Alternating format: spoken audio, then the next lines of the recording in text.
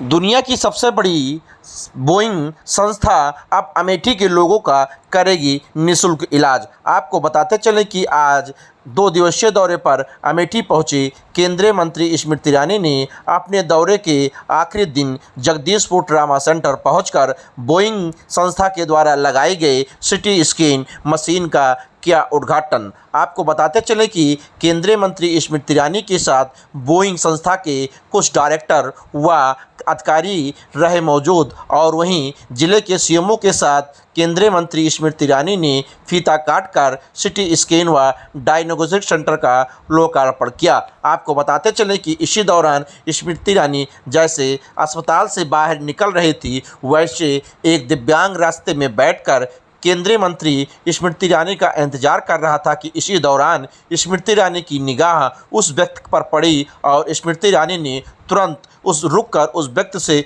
मुलाकात की और उसकी समस्याओं को सुना। उस व्यक्ति की समस्याओं को सुनते हुए दिव्यांग व्यक्ति को ट्राईसाइकिल को लेकर केंद्रीय मंत्री व अमेठी सांसद ने जिले के संबंधित अधिकारियों को तुरंत निर्देशित किया कि इसको ट्राईसाइकिल जांच करते हुए उपलब्ध कराया जाए। इसी दौरान स्मृति ईरानी के पास क्षेत्र के सैकड़ों लोगों ने पहुंचकर अपनी अपनी समस्या बताना शुरू किया। स्मृति ईरानी ने क्षेत्र से आई जनता की समस्याओं को बाखूबी से सुना और उनके निस्तारण को लेकर संबंधित अधिकारियों को भी उचित दिशा निर्देश देती हुई आई, क्योंकि स्मृति ईरानी का जो उद्देश्य है कि क्षेत्र की जनता के बीच में मैं उपस्थित रहूं और उनकी समस्याओं को सुनी हूँ, उसी कड़ी में स्मृति ईरानी पिछले कई सालों से अमेठी के बीच आती हैं और लोगों की समस्याओं को सुनती हैं, उनकी समस्याओं को तुरंत निस्तारण को लेकर संबंधित अधिकारियों को उचित दिशा निर्देश दिया। वहीं कुछ महिलाएं केंद्रीय मंत्री के सामने अपनी वेतन विसंगतियों को लेकर पहुंची, जहां पर स्मृति ईरानी से वार्ता भी की। इसी दौरान स्मृति ईरानी के पास एक ऐसी पीड़ित महिला आई जिसे देखकर स्मृति ईरानी ने उसकी समस्याओं को पूछा और सुना, क्योंकि वो पीड़ित महिला अपने बेटे के घुटने के इलाज के लिए आई थी। तुरंत स्मृति ईरानी ने जिले के आला अधिकारियों यानी सीएमओ को व सीडीओ को मौके पर बुलाकर बच्चे की स्थिति को देखते हुए उसके इलाज को लेकर कहा। वह यहाँ तक भी नहीं, स्मृति ईरानी ने पीड़ित महिला से पहले तो उनके कागजात के बारे में पूछा, लेकिन जब कोई कागजात ना होने पर भी उसके बावजूद भी स्मृति ईरानी ने जिले के सीएमओ को निर्देशित किया कि बच्चे के इलाज के लिए समुचित व्यवस्था कराएं और बच्चे का इलाज जरूर कराएं।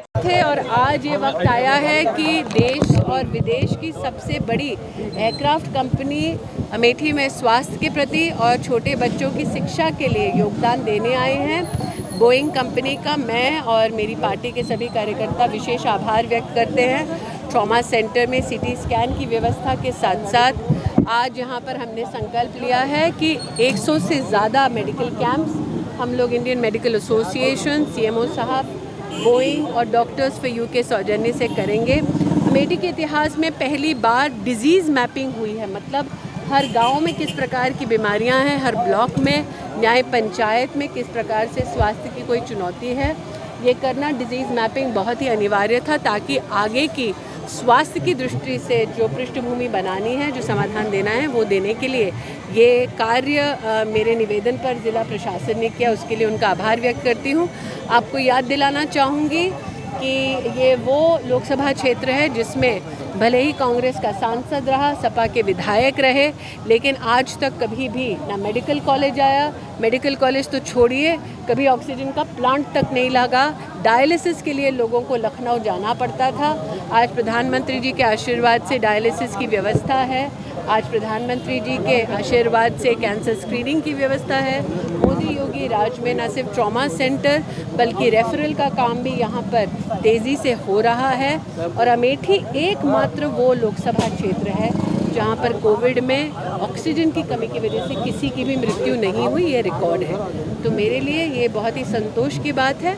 जिला प्रशासन, प्रदेश सरकार और भारत सरकार अमेठी के गरीब के उत्थान के लिए यहाँ पर सेवा दे रहे हैं। दीदी, अजय राय लगातार बयान दे रहे हैं कि राहुल गांधी यहाँ से चुनाव लड़ेंगे, जबकि राहुल गांधी लद्दाख। मुझे ऐसा लगता है कि लोकतंत्र में सभी का अधिकार है, वो कहीं से भी लड़े, लेकिन प्रश्न ये उठता है, अमेठी में गांधी परिवार ने सदैव मोदी और योगी के राज का विरोध किया है। मोदी योगी राज में अमेठी लोकसभा क्षेत्र में 7.5 लाख लोगों को मुफ्त का अनाज मिलता है। क्या गांधी परिवार को लगता है कि गरीब अपने अधिकार का अनाज छोड़ देगा मात्र इसलिए ताकि गांधी परिवार पनप सके? क्या गांधी परिवार को ये लगता है कि अमेठी का 5 लाख किसान अपना सालाना 6,000 रुपया छोड़ देगा मात्र इसलिए ताकि गांधी खानदान का नाम चमक सके? क्या गांधी परिवार को ये लगता है कि अमेठी में 90,000 परिवारों को जीवन में पहली बार घर मिला, घर की चाबी मिली?